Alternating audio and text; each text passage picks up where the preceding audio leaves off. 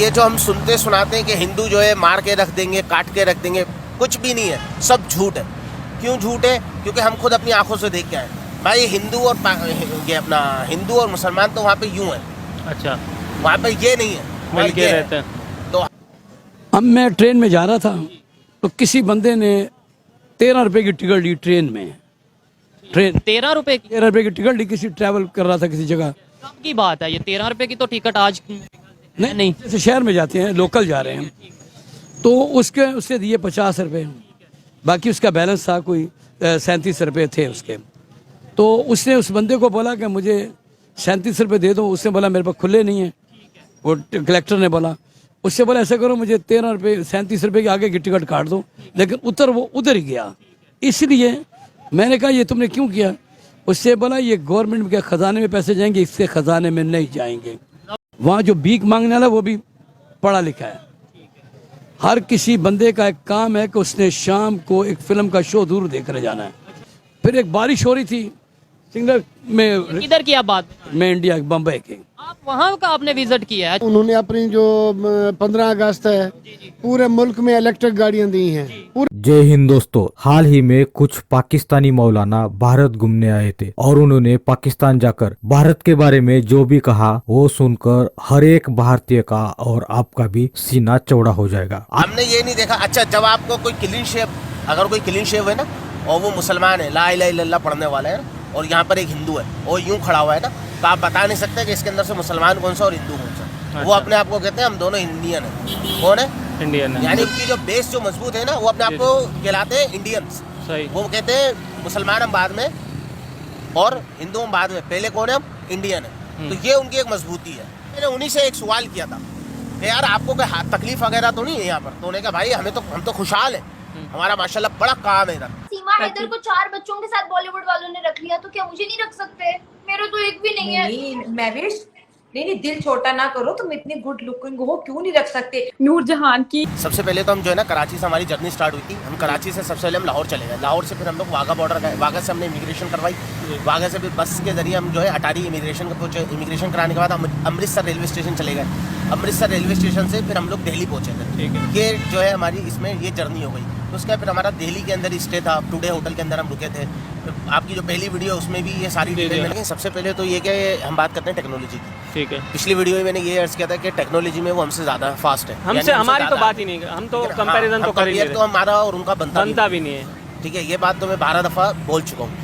और मैंने इससे पहले भी जितने भी यूट्यूबर्स ने वीडियो बनाई उनको भी यही बात मैंने अर्ज की कि हमारा उनका कंपैरिजन बनता ही नहीं है। मुल्क में पाकिस्तान में अभी तक कोई एक यूनिट बता दें जिसने आके ये हमारे पास। तेरे प्यार में पागल हो गया दीवाना तेरा रे, सच होते होते हो गया दीवाना तेरा रे मैया, तेरे प्यार में डूबी रे मैं डूबी रे।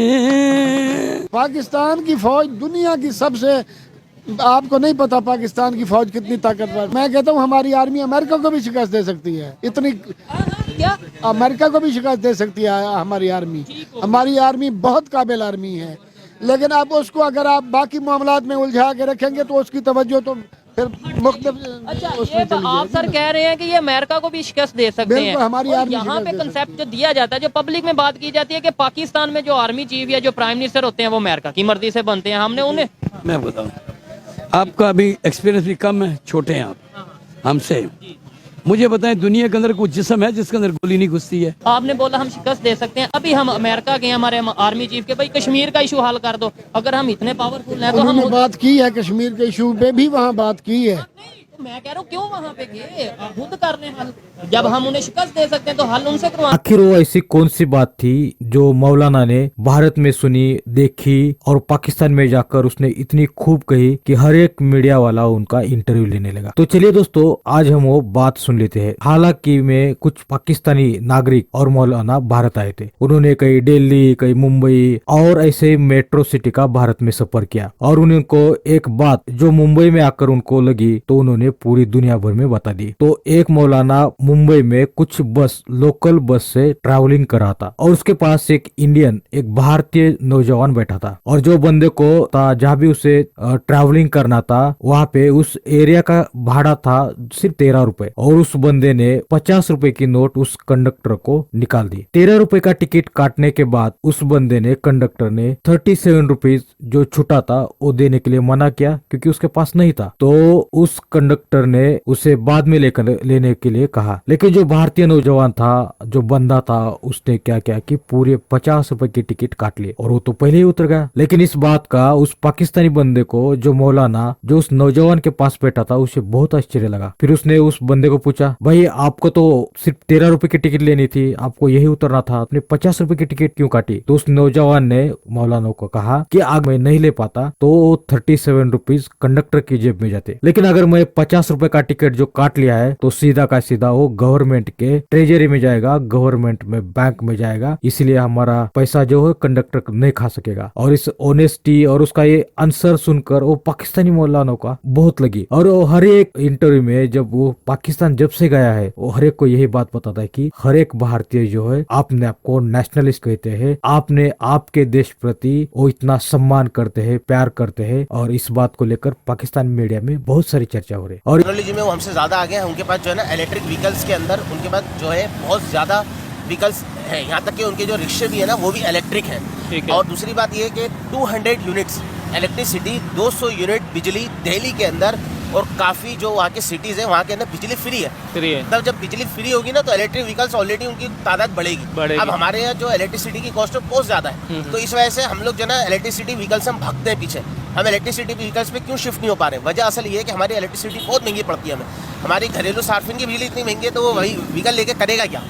ये वजह है। पहला कंपेरिजन तो यहाँ आ गया। सेकंड ये कि रोड के मुकाबले में रोड और डेवलपमेंट उनकी हमसे ज़्यादा अच्छी है, सफाई का निज़ाम हमारे से ज़्यादा बेटर है। लेकिन बस एक जो है ना उनकी जो आवाम है उनको थोड़ी सी जो है ना तरबियत की ज़रूरत है।